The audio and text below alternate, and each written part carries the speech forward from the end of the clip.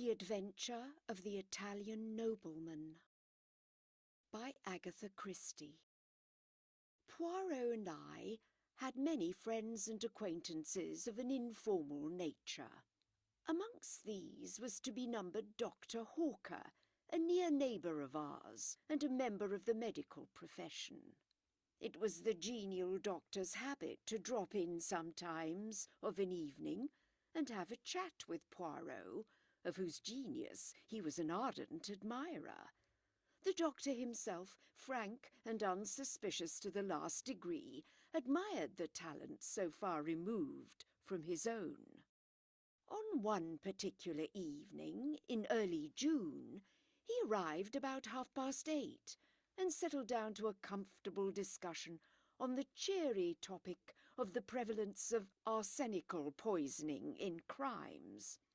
It must have been about a quarter of an hour later when the door of our sitting-room flew open and a distracted female precipitated herself into the room. "Oh, Doctor, you're wanted!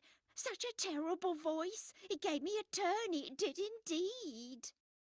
I recognised in our new visitor Dr. Hawker's housekeeper, Miss Ryder. The doctor was a bachelor and lived in a gloomy old house a few streets away. The usually placid Miss Ryder was now in a state bordering on incoherence. "What terrible voice? Who is it, and what's the trouble?" "It was the telephone, Doctor. I answered it, and a voice spoke. 'Help!' it said. 'Doctor, help! They've killed me!'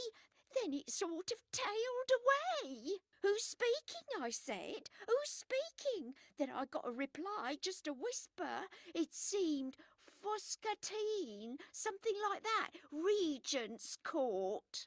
The doctor uttered an exclamation. "Count Foscatini! He has a flat in Regent's Court. I must go at once. What can have happened?" "A patient of yours?" asked Poirot. "I attended him for some slight ailment a few weeks ago. An Italian, but he speaks English perfectly.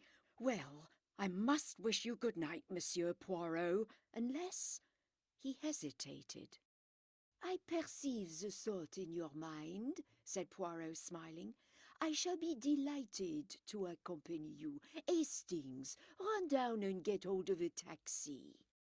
Taxis always make themselves sought for when one is particularly pressed for time, but I captured one at last, and we were soon bowling along in the direction of Regent's Park. Regent's Court was a new block of flats situated just off St. John's Wood Road. They had only recently been built and contained the latest service devices. There was no one in the hall. The doctor pressed the lift bell impatiently, and when the lift arrived, questioned the uniform attendant sharply. "Flat 11, Count Foscatini. There's been an accident there, I understand." The man stared at him. "First I've heard of it. Mr. Graves, that's Count Foscatini's man, went out about half an hour ago, and he said nothing." "Is the Count alone in the flat?" "No, sir. He's got two gentlemen dining with him." "What are they like?" I asked eagerly. We were in the lift now, ascending rapidly to the second floor, on which flat 11 was situated. "I didn't see them myself, sir, but I understand that they were foreign gentlemen." He pulled back the iron door, and we stepped out on the landing. Number 11 was opposite to us. The doctor rang the bell. There was no reply, and we could hear no sound from within. The doctor rang again and again. We could hear the bell trilling within, but no sign of life rewarded us. "This is getting serious," muttered the doctor. He turned to the lift attendant. "Is there any passkey to this door?" "There is one in the porter's office downstairs." "Get it then, and look here, I think you'd better send for the police." Poirot approved with a nod of the head. The man returned shortly. With him came the manager. "Will you tell me, gentlemen, what is the meaning of all this?" "Certainly. I received a telephone message from Count Foscatini stating that he had been attacked and was dying. You can understand that we must lose no time, if we are not already too late." The manager produced the key without more ado, and we all entered the flat. We passed first into a small square lounge hall. A door on the right of it was half open. The manager indicated it with a nod. The dining room. Dr. Hawker led the way. We followed close on his heels. As we entered the room, I gave a gasp. The round table in the centre bore the remains of a meal. 3 chairs were pushed back, as though their occupants had just risen. In the corner, to the right of the fireplace, was a big writing table, and sitting at it was a man, or what had been a man. His right hand still grasped the base of the telephone, but he had fallen forward, struck down by a terrific blow on the head from behind. The weapon was not far to seek.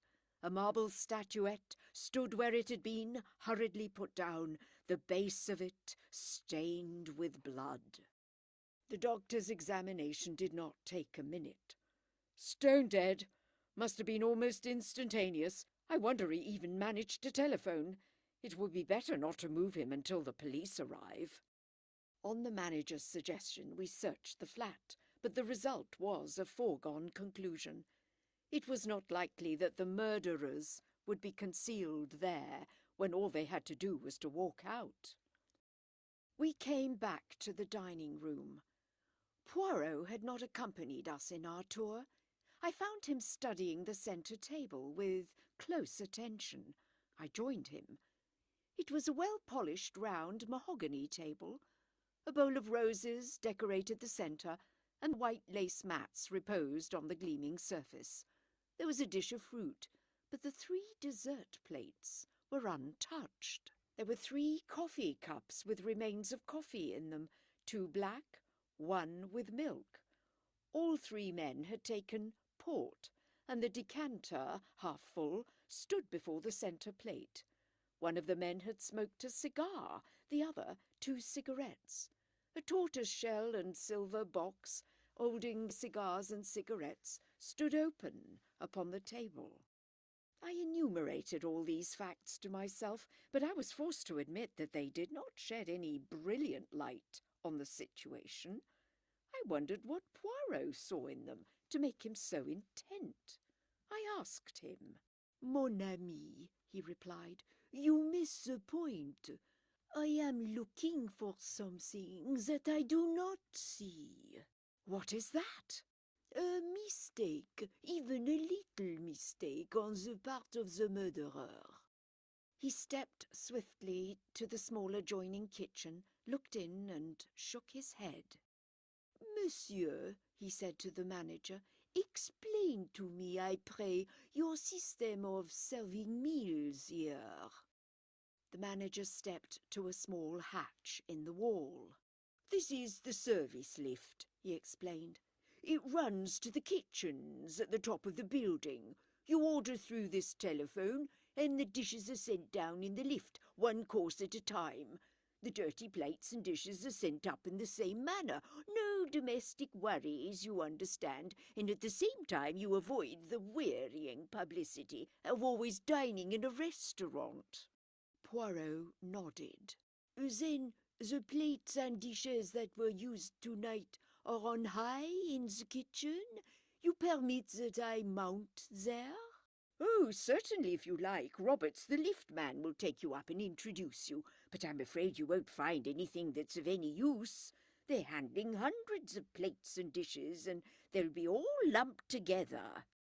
Poirot remained firm, however, and together we visited the kitchens and questioned the man who had taken the order from flat 11. "The order was given from the à la carte menu for 3, he explained. "Soup julienne, filet de sole normande, tuna d'os of beef, and a rice soufflé. What time? Just about 8 o'clock, I should say. No, I'm afraid the plates and dishes have been all washed up by now. Unfortunate. You were thinking of fingerprints, I suppose?" "Not exactly," said Poirot with an enigmatical smile. "I am more interested in Count Foscatini's appetite. Did he partake of every dish?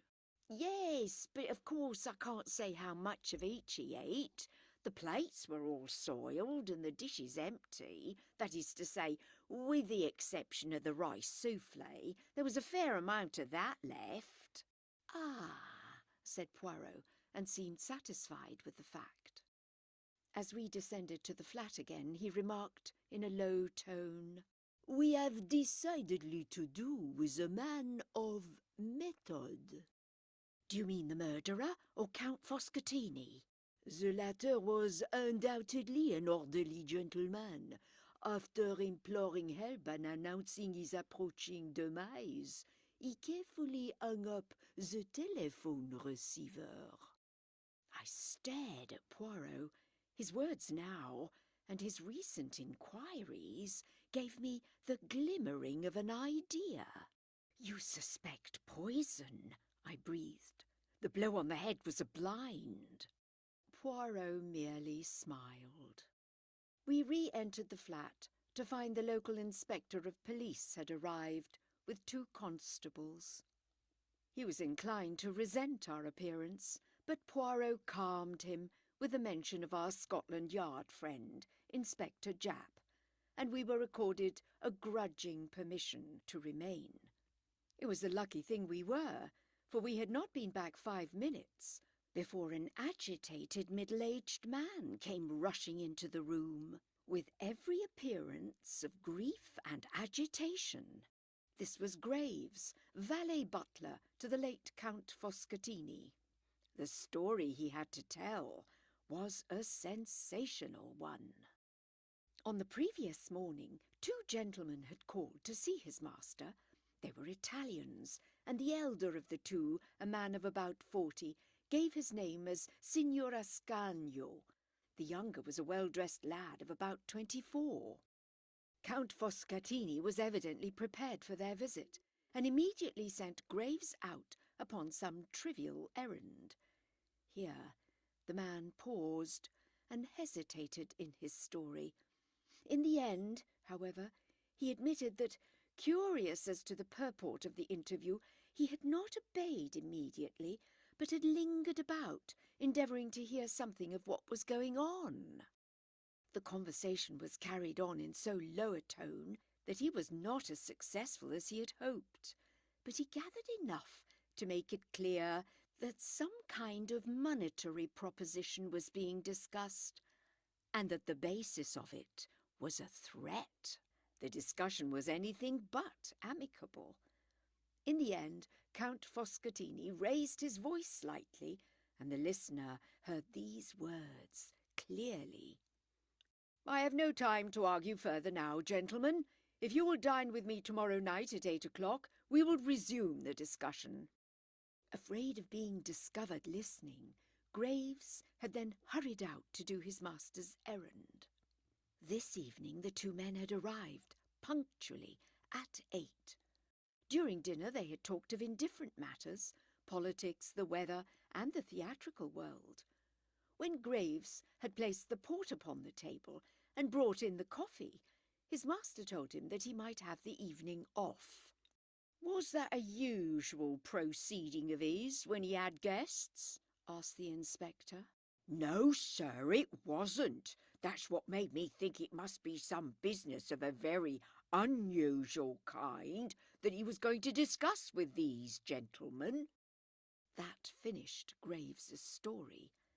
He had gone out about 8:30, and meeting a friend, had accompanied him to the Metropolitan Music Hall in Edgware Road.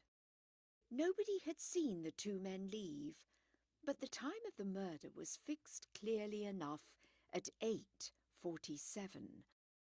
A small clock on the writing table had been swept off by Foscatini's arm and had stopped at that hour, which agreed with Miss Ryder's telephone summons. The police surgeon had made his examination of the body, and it was now lying on the couch. I saw the face for the first time.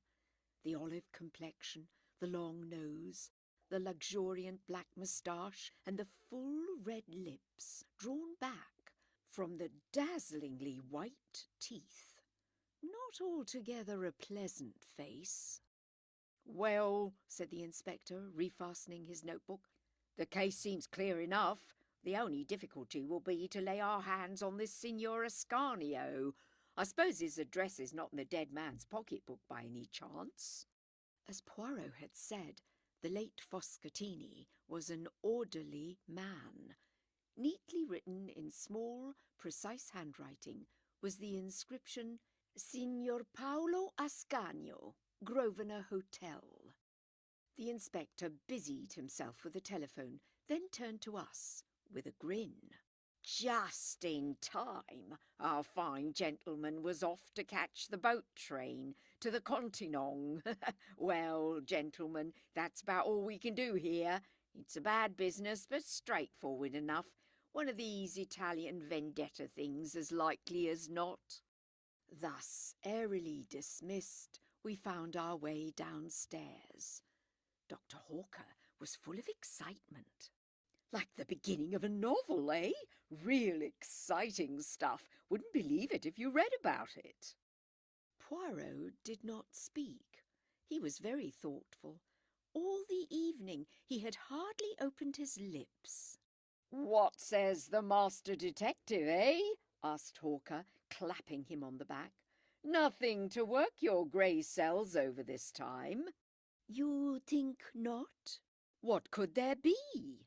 Well, for example, there is the window. The window? But it was fastened. Nobody could have got out or in that way. I noticed it specially. And why were you able to notice it? The doctor looked puzzled. Poirot hastened to explain. It is to the curtains I refer. They were not drawn. A little odd, that. And then there was the coffee. It was very black coffee. Well, what of it? Very black, repeated Poirot. In conjunction with that, let us remember that very little of the rice soufflé was eaten, and we get what? "Moonshine," laughed the doctor. "You're pulling my leg." Never do I pull the leg. Hastings here knows that I am perfectly serious. "I don't know what you're getting at, all the same," I confessed. "You don't suspect the manservant, do you? He might have been in with the gang and put some dope in the coffee. I suppose they'll test his alibi?" Without doubt, my friend, but it is the alibi of Signor Ascanio that interests me. You think he has an alibi? That is just what worries me. I have no doubt that we shall soon be enlightened on that point. The Daily Newsmonger enabled us to become conversant with succeeding events. Signor Ascanio was arrested and charged with the murder of Count Foscatini. When arrested, he denied knowing the Count and declared he had never been near Regent's Court, either on the evening of the crime or on the previous morning. The younger man had disappeared entirely. Signor Ascanio had arrived alone at the Grosvenor Hotel from the Continent 2 days before the murder. All efforts to trace the second man failed. Ascanio, however, was not sent for trial. No less a personage than the Italian ambassador himself came forward and testified at the police court proceedings that Ascanio had been with him at the embassy from 8 till 9 that evening. The prisoner was discharged. Naturally, a lot of people thought that the crime was a political one and was being deliberately hushed up. Poirot had taken a keen interest in all these points. Nevertheless, I was somewhat surprised when he suddenly informed me one morning that he was expecting a visitor at 11 o'clock, and that visitor was none other than Ascanio himself. "He wishes to consult you?" De tout, Hastings. I wish to consult him. "What about?" The Regent's Court murder. You were going to prove that he did it? A man cannot be tried twice for murder, Hastings. Endeavour to have the common sense. Ah, that's our friend's ring. A few minutes later, Signor Ascanio was ushered in. A small, thin man with a secretive and furtive glance in his eyes. He remained standing, darting suspicious glances from one to the other of us. Monsieur Poirot? My little friend tapped himself gently on the chest. Be seated, Signor. You received my note. I am determined to get to the bottom of this mystery. In some small measure, you can aid me. Let us commence. You, in company with a friend, visited the late Count Foscatini on the morning of Tuesday the 9th. The Italian made an angry gesture. I did nothing of the sort. I have sworn in court. Précisément, and I have a little idea that you have sworn falsely. You threaten me? Bah! I have nothing to fear from you. I have been acquitted. Exactly. And as I am not an imbecile, it is not with the gallows I threaten you, but with publicité. Publicité. I see that you do not like the word. I had an idea that you would not.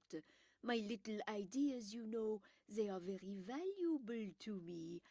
Come, Signor, your only chance is to be frank with me. I do not ask to know whose indiscretions brought you to England. I know this much. You came for the especial purpose of seeing Count Foscatini. He was not a count, growled the Italian. I have already noted the fact that his name does not appear in the Almanach de Gotha. Never mind. The title of Count is often useful in the profession of blackmailing. I suppose I might as well be frank. You seem to know a good deal. I have employed my grey cells to some advantage. Come, Signor Ascanio. You visited the dead man on the Tuesday morning? That is so, is it not? Yes, but I never went there on the following evening. There was no need. I will tell you all. Certain information concerning a man of great position in Italy had come into this scoundrel's possession. He demanded a big sum of money in return for the papers. I came over to England to arrange the matter. I called upon him by appointment that morning. One of the young secretaries of the embassy was with me. The Count was more reasonable than I had hoped, although even then the sum of money I paid him was a huge one. Pardon, how was it paid? In Italian notes of comparatively small denomination. I paid over the money then and there. He handed me the incriminating papers. I never saw him again. Why did you not say all this when you were arrested? In my delicate position, I was forced to deny any association with the man. And how do you account for the events of the evening, then? I can only think that someone must have deliberately impersonated me. I understand that no money was found in the flat. Poirot looked at him and shook his head.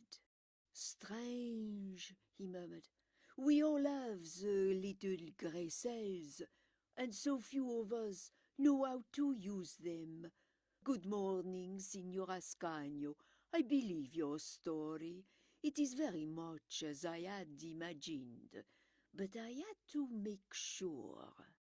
After bowing his guest out, Poirot returned to his armchair and smiled at me. Let us hear Monsieur le Capitaine Hastings on the case. Well, I suppose Ascanio is right. Somebody impersonated him. Never, never will you use the brains the good God has given you. Recall to yourself some words I uttered after leaving the flats at night. I referred to the window curtains not being drawn. We are in the month of June. It is still light at 8 o'clock. The light is failing by 1/2 past. Ça vous dit quelque chose? I perceive a struggling impression that you will arrive some day. Now let us continue. The coffee was, as I said, very black. Count Foscatini's teeth were magnificently white. Coffee stains the teeth. We reason from that Count Foscatini did not drink any coffee. Yet there was coffee in all 3 cups. Why should anyone pretend Count Foscatini had drunk coffee when he had not done so? I shook my head, utterly bewildered. Come, I will help you. What evidence have we that Ascanio and his friend, or 2 men posing as them, ever came to the flat that night? Nobody saw them go in. Nobody saw them go out. We have the evidence of 1 man and of a host of inanimate objects. You mean? I mean knives and forks and plates and empty dishes. Ah, but it was a clever idea. Graves is a thief and a scoundrel, but what a man of method. He overhears a portion of the conversation in the morning, enough to realize that Ascanio will be in an awkward position to defend himself. The following evening, about 8 o'clock, he tells his master he is wanted at the telephone. Foscatini sits down, stretches out his hand to the telephone, and from behind, Graves strikes him down with a marble figure. Then quickly to the service telephone, dinner for 3. It comes, he lays the table, dirties the plates, knives and forks, etc. But he has to get rid of the food too. Not only is he a man of brain, he has a resolute and capacious stomach. But after eating 3 tournedos, the rice soufflé is too much for him. He even smokes a cigar and 2 cigarettes to carry out the illusion. Ah, but it was magnificently thorough.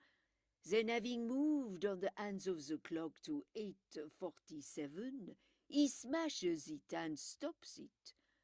The one thing he does not do is to draw the curtains. But if there had been a real dinner party, the curtains would have been drawn as soon as the light began to fail. Then he hurries out, mentioning the guests to the lift man in passing. He hurries to a telephone box, and as near as possible to 8:47, rings up the doctor with his master's dying cry. So successful is his idea that no one ever inquires if a call was put through from flat 11 at that time. Except Hercule Poirot, I suppose, I said sarcastically. Not even Hercule Poirot, said my friend with a smile. I am about to inquire now. I had to prove my point to you first. But you will see I shall be right, and then Jap, to whom I have already given a hint, will be able to arrest the respectable Graves. I wonder how much of the money he has spent. Poirot was right. He always is, confound him.